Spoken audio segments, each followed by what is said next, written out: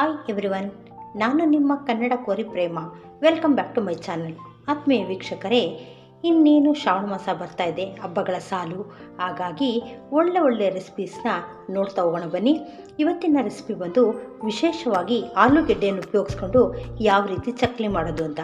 ನಿಜಕ್ಕೂ ಇದ್ರ ರುಚಿ ತುಂಬ ಚೆನ್ನಾಗಿರುತ್ತೆ, ತುಂಬ ಕ್ರಿಸ್ಪಿಯಾಗಿರುತ್ತೆ, ಮಾಡೋದು ಸರಳ.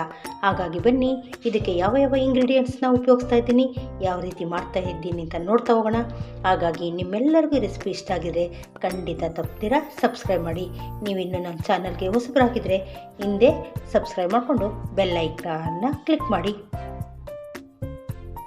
ಬನ್ನಿ, ಈ ಚಕ್ಲಿ ಮಾಡೋದಕ್ಕೆ ನಾನು ಯಾವ ಇಂಗ್ರೀಡಿಯೆಂಟ್ಸ್ನ ಉಪಯೋಗಿಸ್ತಾ ಇದ್ದೀನಿ ಅಂತ ನೋಡ್ತಾ ಹೋಗೋಣ. ಈ ಒಂದು ಚಕ್ಲಿಗೆ ಮೆಷರ್ಮೆಂಟ್ ತುಂಬ ಇಂಪಾರ್ಟೆಂಟ್ ಆಗುತ್ತೆ. ನೋಡ್ಕೊಳ್ಳಿ, ನಾನು 3 ಗ್ಲಾಸ್ಗಳು ಒಂದೇ ಸೈಜಿನ ಗ್ಲಾಸ್ಗಳು ತೊಗೊಂಡಿದ್ದೀನಿ. 1 ಗ್ಲಾಸ್ ಉರಿಗಡಲೆ, 2 ಗ್ಲಾಸ್ ಅಕ್ಕಿ ಹಿಟ್ಟು ತೊಗೊಂಡಿದ್ದೀನಿ. ನೀವು ಯಾವ ಗ್ಲಾಸಲ್ಲಾದರೂ ತೊಗೊಳ್ಳಿ, 2 ಗ್ಲಾಸ್ಗೆ ಅಕ್ಕಿ ಹಿಟ್ಟಿಗೆ 1 ಗ್ಲಾಸಷ್ಟು ಉರಿಗಡಲೆ ಬೇಕಾಗುತ್ತೆ.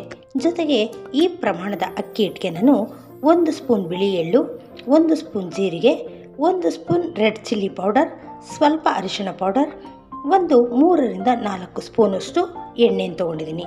ಜೊತೆಗೆ ಮೀಡಿಯಮ್ ಸೈಜಿನ 2 ಆಲೂಗೆಡ್ಡೆನ ಬೇಯಿಸ್ಬಿಟ್ಟು ಇಟ್ಕೊಂಡಿದ್ದೀನಿ. ರುಚಿಗೆ ತಕ್ಕಷ್ಟು ಉಪ್ಪು. ಇಷ್ಟು ಪದಾರ್ಥಗಳನ್ನ ಉಪಯೋಗಿಸ್ಕೊಂಡು ಯಾವ ರೀತಿ ಮಾಡೋದು ಅಂತ ನೋಡ್ತಾ ಹೋಗೋಣ ಬನ್ನಿ. ಈಗ ಮೊದಲಿಗೆ ಏನು ಮಾಡಬೇಕಂದ್ರೆ, ಈ ಉರಿಗಡಲೆಯನ್ನು ಜಾರಲ್ಲಿ ಹಾಕಿ ನೈಸ್ ಪೌಡರ್ ಮಾಡ್ಕೊಂಡು ಬರೋಣ. ಆಮೇಲೆ ಹಿಟ್ಟನ್ನು ಕಲಿಸ್ಕೊಂಡು ರೆಡಿ ಮಾಡ್ಕೊಳ್ಳೋಣ. ನೋಡಿ, ಉರಿಗಡಲೆ ಸ್ವಲ್ಪನೂ ತರಿ ಇರಬಾರ್ದು, ತುಂಬ ನೈಸಾಗಿ ಪೌಡರ್ ಮಾಡ್ಕೊಂಡು ಬರಬೇಕು. ಏಕೆಂದರೆ ತರಿ ಇದ್ದರೆ ನಾವು ಚಕ್ಲಿನ ಒತ್ತಬೇಕಾದ್ರೆ ಚಕ್ಲಿಗಳು ಕಟ್ಟಾಗ್ಬಿಡುತ್ತೆ. ಹಾಗಾಗಿ ತುಂಬ ನೈಸಾಗಿ ಪೌಡ್ರ್ ಮಾಡ್ಕೊಂಡು ಬಂದಿದ್ದೀನಿ. ಈಗ ಇದೇ ಒಂದು ಮಿಕ್ಸಿಂಗ್ ಬೌಲ್ ಒಳಗಡೆ ನಾವು ತೊಗೊಂಡಿರೋಂಥ ಉರಿಗಡಲೆ ಜೊತೆಗೆ 2 ಕಪ್ಪಷ್ಟು ಅಕ್ಕಿ ಹಿಟ್ಟನ್ನ ಸೇರಿಸ್ಕೊತಾ ಇದ್ದೀನಿ. ನೋಡಿ, ಈ ಅಕ್ಕಿ ಹಿಟ್ಟು ಜೊತೆಗೇ ನಾವು ತೊಗೊಂಡಿರೋ ಅಂಥ ಜೀರಿಗೆ, ಎಳ್ಳು, ಚಿಲ್ಲಿ ಪೌಡರು, ಅರಿಶಿಣ ಪೌಡರ್ ಎಲ್ಲವನ್ನು ಇದಕ್ಕೆ ಸೇರಿಸ್ಕೊತಾ ಇದ್ದೀನಿ. ಜೊತೆಗೆ ನಾನು ತೊಗೊಂಡಿರೋಂಥ 3 ಸ್ಪೂನ್ ಎಣ್ಣೆಯಷ್ಟು ಸ್ವಲ್ಪ ಬಿಸಿ ಮಾಡಿ ಈ ಹಿಟ್ಟೊಳಗಡೆಗೆ ಸೇರಿಸ್ಕೊತಾ ಇದ್ದೀನಿ. ನೋಡಿ, ಎಲ್ಲವನ್ನು ಸೇರಿಸಿ ರುಚಿಗೆ ತಕ್ಕಷ್ಟು ಉಪ್ಪನ್ನು ಹಾಕೋಣ. ಉಪ್ಪನ್ನು ನೋಡಿಕೊಂಡು ನಿಮ್ಮ ರುಚಿಗೆ ತಕ್ಕಷ್ಟು ಉಪ್ಪನ್ನು ಸೇರಿಸ್ಕೊಳ್ಳಿ. ಈಗ ಉಪ್ಪು ಸೇರಿಸಿದಾದ್ಮೇಲೆ ಇದನ್ನೆಲ್ಲ ಒಮ್ಮೆ ಒಂದು ಸಾರಿ ಡ್ರೈ ಮಿಕ್ಸ್ ಮಾಡೋಣ. ಎಣ್ಣೆ ಬಿಸಿ ಇರೋದ್ರಿಂದ ನಾನು 1 ಸ್ಪೂನ್ ಸಹಾಯದಿಂದ ಕಲಿಸ್ತಾ ಇರ್ತೀನಿ. ಈ ರೀತಿ ಸ್ವಲ್ಪ ಬಿಸಿ ಕಡಿಮೆ ಆಗೋವರೆಗೂ ಸ್ಪೂನಿಂದ ಕಲಸಿ ಆಮೇಲಿಂದ ಕೈಯಿಂದ ಕಲಿಸ್ಕೊಳ್ಳೋಣ. ನೋಡಿ, ಈಗ ಬಿಸಿ ಕಡಿಮೆ ಆಗಿದೆ. ಈಗ ಕೈಯಿಂದನೇ ಒಮ್ಮೆ ಮಿಕ್ಸ್ ಮಾಡಿದ್ದೀನಿ. ಎಲ್ಲವೂ ಚೆನ್ನಾಗಿ ಮಿಕ್ಸ್ ಆಗಿದೆ. ಮಿಕ್ಸ್ ಆದಮೇಲೆ ಈ ರೀತಿ ನಾವು ಉಂಡೆ ಕಟ್ ನೋಡಿದ್ರೆ ನೋಡಿ, ಈ ಥರ ಉಂಡೆಗೆ ಬಂದರೆ ನಾವು ಹಾಕಿರೋಂತಹ ಎಣ್ಣೆ ಸಾಕಾಗಿದೆ ಅಂತ. ಈಗ ನೆಕ್ಸ್ಟ್ ಏನು ಮಾಡಬೇಕಪ್ಪ ಅಂದರೆ, ನಾವು ಬೇಯಿಸಿಟ್ಟಿರೋಂಥ ಆಲೂಗೆಡ್ಡೆ ಇದೆಯಲ್ಲ, ಈ ಆಲೂಗೆಡ್ಡೆಯನ್ನು ಇದೇ ಜಾರಲ್ಲಿ ಸೇರಿಸ್ಕೊಟ್ಟಿದ್ದೀನಿ.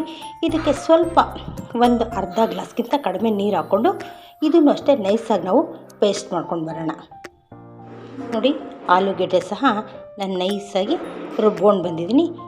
ಈ ಪೇಸ್ಟನ್ನು ಸಹ ಇದರಲ್ಲಿ ಸೇರಿಸೋಣ. ನೋಡಿ, ಆಲೂಗೆಡ್ಡೆ ಸೇರಿಸಾದ್ಮೇಲೆ ಒಮ್ಮೆ ಇದನ್ನೆಲ್ಲ ಚೆನ್ನಾಗಿ ಕಲಿಸ್ಕೊಳ್ಳೋಣ. ಏಕೆಂದರೆ ಆಲೂಗೆಡ್ಡೆಯಲ್ಲಿ ನಾವು ಸ್ವಲ್ಪ ನೀರು ಹಾಕ್ಕೊಂಡು ರುಬ್ಬಿರೋದ್ರಿಂದ ನೀರಿನಂಶ ಇರುತ್ತೆ. ಅದಕ್ಕೆ ಒಮ್ಮೆ ಚೆನ್ನಾಗಿ ಕಲಿಸ್ಕೊಳ್ಳೋಣ. ಆಮೇಲೆ ಸ್ವಲ್ಪ ನೀರು ಹಾಕ್ಕೊಂಡು ನಾವು ಚಪಾತಿ ಹಿಟ್ಟಿನ ಹದದಲ್ಲಿ ಇನ್ನು ಸ್ವಲ್ಪ ಸಾಫ್ಟಾಗಿ ಕಲಿಸಿಟ್ಕೊಳ್ಳೋಣ. ಅದಕ್ಕೆ ಆಲೂಗೆಡ್ಡೆ ಇರೋದ್ರಿಂದ ಮೊದಲೆಲ್ಲ ಮಿಕ್ಸ್ ಮಾಡಿ ನೋಡ್ಕೊಳ್ಳೋಣ. ನೋಡಿ, ಆಲೂಗೆಡ್ಡೆಯಲ್ಲಿ ಇಷ್ಟು ತೇವಾಂಶ ಇದೆ. ನಾನು ಎಲ್ಲವನ್ನು ಒಟ್ಟಿಗೆ ಕಲಿಸಿದ್ದೀನಿ. ಈಗ ಇದಕ್ಕೆ ನೋಡಿಕೊಂಡು ಅಗತ್ಯ ಪ್ರಮಾಣದಲ್ಲಿ ಎಷ್ಟು ಬೇಕೋ ಅಷ್ಟು ನೀರನ್ನು ಸೇರಿಸ್ಕೊತಾ ಕಲಸೋಣ. ಹೆಚ್ಚು ನೀರು ಒಮ್ಮೆಲೆ ಹಾಕ್ಕೊಳ್ಬೇಡಿ, ಸ್ವಲ್ಪ ನೀರು ಹಾಕ್ಕೊಂಡು ಕಲಿಸ್ತಾ ಬರೋಣ. ನೋಡಿ, ಈ ಹದದಲ್ಲಿ ಕಲಿಸ್ಕೊಳ್ಬೇಕಾಗುತ್ತೆ. ನೋಡಿ, ಹಿಟ್ಟು ತುಂಬ ತೆಳುವಾಗೂ ಇಲ್ಲ, ಗಟ್ಟಿಯಾಗೂ ಇಲ್ಲ, ಈಸಿಯಾಗಿ ನಾವು ಚಕ್ಲಿಯನ್ನು ಒತ್ಬೋದು. ಈಗ ಕಲಸಿಟ್ಟೆವು. ಈಗ ಇದನ್ನ 1-2 ನಿಮಿಷ ಎಣ್ಣೆ ಕಾಯ್ದಿಕ್ಕಿಡೋಣ. ಅಂಥವ್ರಿಗೂ ಹಿಟ್ಟು ಒಣಗ್ದಿರ ಇರೋ ಹಾಗೆ ಇದ್ರ ಮೇಲೆ ಒಂದು ಕ್ಯಾಪ್ ಕ್ಲೋಸ್ ಮಾಡೋಣ. ನೋಡಿ, ಮೊದಲಿಗೆ ನಾನು ಈ ಚಕ್ಲಿ ಒಳ್ಳನ್ನು ತೊಗೊಂಡು ಇದಕ್ಕೆ ಎಣ್ಣೆ ಎಲ್ಲ ಹಚ್ಚಿದ್ದೀನಿ. ಈಗ ಇದೆಷ್ಟು ಹಿಡಿಯುತ್ತೋ ಅಷ್ಟು ಹಿಟ್ಟನ್ನು ಇದರಲ್ಲಿ ಸೇರಿಸ್ಕೊಳ್ಳೋಣ. ಸೇರಿಸ್ಕೊಂಡು ಇದ್ರ ಕ್ಯಾಪ್ ಕ್ಲೋಸ್ ಮಾಡಿ ನಿಧಾನವಾಗಿ ಬಾಣಲಿಲಿ ಹಾಕ್ತಾ ಹೋಗೋಣ. ನೋಡಿ, ಆಲ್ರೆಡಿ ಎಣ್ಣೆ ಕಾಯ್ದಿದೆ. ಒಮ್ಮೆ ಸ್ವಲ್ಪ ಹಾಕಿ ಚೆಕ್ ಮಾಡೋಣ. ಈ ರೀತಿಯಾಗಿ ಮೇಲೆ ಬಂದರೆ ಕರೆಕ್ಟಾಗಿ ಎಣ್ಣೆ ಕಾಯ್ತಿದೆ ಅಂತ. ನೀವು ಇದು ಚಕ್ಲಿಯನ್ನು ಬಟರ್ ಪೇಪರ್ ಮೇಲೆ ಒಂದೊಂದೇ ಆದರೂ ಒತ್ಬಿಟ್ಟು ಹಾಕ್ಬೋದು, ಅಥವಾ ಡೈರೆಕ್ಟಾಗಿ ನಾವು ಬಾಣಲಿಲೇ ಒತ್ಕೋಬೋದು. ನಾನಿವಾಗ ಡೈರೆಕ್ಟಾಗಿ ಬಾಣಲಿ ಒಳಗಡೆ ಒತ್ತುತ್ತಾ ಇದ್ದೀನಿ. ನೋಡಿಕೊಂಡು ನೋಡಿ, ಈ ರೀತಿಯಾಗಿ ಒತ್ಕೋತಾ ಬನ್ನಿ. ಬಾಣಲಿ ಎಷ್ಟು ಹಿಡಿತೋ ಅಷ್ಟು ಒಂದು 3-4 ರೌಂಡ್ ಹಾಕ್ತಾ ಬಂದರೆ ಸರಿ ಹೋಗುತ್ತೆ. ಇಷ್ಟಾದರೆ ಸಾಕಾಗುತ್ತೆ. ಈ ಫ್ಲೇಮ್ನ ನಾವು ಮೊದಲು ಮೀಡಿಯಮಲ್ಲೇ ಇರಲಿ, ಆಮೇಲಿಂದ ನಾವು ಸ್ವಲ್ಪ ಬೆಂದಮೇಲೆ ಇನ್ನೊಂದು ಕಡೆ ಟಗ್ ಮಾಡ್ಕೊಳ್ಳೋಣ. ನೋಡಿ, ಒಂದು ಸೈಡಲ್ಲಿ ಫ್ರೈ ಆಗಿದೆ. ಈಗ ನಿಧಾನವಾಗಿ ಎತ್ತಿ ಇನ್ನೊಂದು ಸೈಡ್ನಿಗೆ ತಿರುವಾಕೋಣ. ಈ ಸೈಡು ಅಷ್ಟೇ ಒಂದು ಗೋಲ್ಡನ್ ಬ್ರೌನ್ ಬರೋವರೆಗೂ ಫ್ರೈ ಮಾಡೋಣ. ನೋಡಿ, ಈಗ ಎರಡೂ ಕಡೆ ಒಳ್ಳೆ ಕಲರಲ್ಲಿ ಫ್ರೈ ಆಗಿದೆ.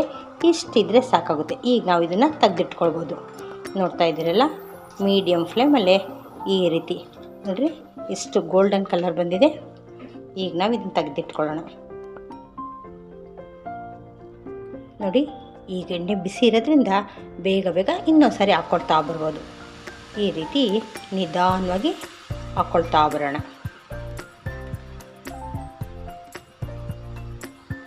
ಇದು ಅಷ್ಟೇ, 1 ನಿಮಿಷ ಒಂದು ಸೈಡ್ ಚೆನ್ನಾಗಿ ಫ್ರೈ ಆಗಲಿ, ಆಮೇಲೆ ಮತ್ತೊಂದು ಸೈಡನ್ನ ತಿರುವಾಕೊಳ್ಳೋಣ. ನೋಡಿ, ಈಗ ಒಂದು ಕಡೆ ಫ್ರೈ ಆಗಿದೆ. ಈಗ ಮತ್ತೊಂದು ಕಡೆ ಟರ್ನ್ ಮಾಡೋಣ. ನಿಜ ಹೇಳಬೇಕು ಅಂದರೆ ಇದು ಎಷ್ಟು ಕ್ರಿಸ್ಪಿ ಆಗಿರುತ್ತೆ ಅಂದರೆ ಒಮ್ಮೆ ತಪ್ಪದೆ ಮಾಡಿ, ನೀವು ಎಲ್ಲರೂ ಇಷ್ಟಪಡ್ತೀರ. ಮಾಡೋದು ಸಹ ತುಂಬ ಈಸಿ. ಒಂದು 10-15 ನಿಮಿಷದಲ್ಲಿ ಮಾಡ್ಕೊಳ್ಬೋದು. ಹೆಚ್ಚಿನ ಇಂಗ್ರೀಡಿಯೆಂಟ್ಸು ಬೇಕಾಗಲ್ಲ. ಮನೆಯಲ್ಲಿರೋ ಇಂಗ್ರೀಡಿಯೆಂಟ್ಸ್ನ ಉಪಯೋಗಿಸ್ಕೊಂಡು ಈ ರೀತಿ ಸಂಜೆ ಟೈಮಲ್ಲಿ ಈ ಚಳಿಗಾಲದಲ್ಲಿ ಮಾಡಿದ್ರೆ ಮಕ್ಕಳು, ಮನೆಯವರು ಎಲ್ಲರೂ ಇಷ್ಟಪಟ್ಟು ತಿಂತಾರೆ. ನೋಡ್ತಾ ಇದ್ದೀರಲ್ಲ, ಇದು ಸಹ ಒಳ್ಳೆ ಕಲರ್ ಬಂದಿದೆ. ಈಗ ಇದನ್ನು ತಗೊಳ್ಳೋಣ. ಒಂದು ಸಾರಿ ಎಣ್ಣೆ ಬಿಸಿ ಆದರೆ ಬೇಗ ಬೇಗ ರೆಡಿ ಆಗ್ತಾ ಬರುತ್ತೆ. ಚೆನ್ನಾಗಿ ಎಣ್ಣೆಯನ್ನು ಸೋರಿಸ್ಕೊಂಡು ತೆಗೆದಿಟ್ಕೊಳ್ಳೋಣ. ನೋಡ್ತಾ ಇದ್ದೀರಲ್ಲ, ಇದೇ ರೀತಿಯಾಗಿ ಉಳಿದಿರೋ ಎಲ್ಲ ಹಿಟ್ಟನ್ನ ಮಾಡ್ಕೊತಾ ಬರೋಣ. ಮಾಡೋದಂತೂ ತುಂಬ ಈಸಿ.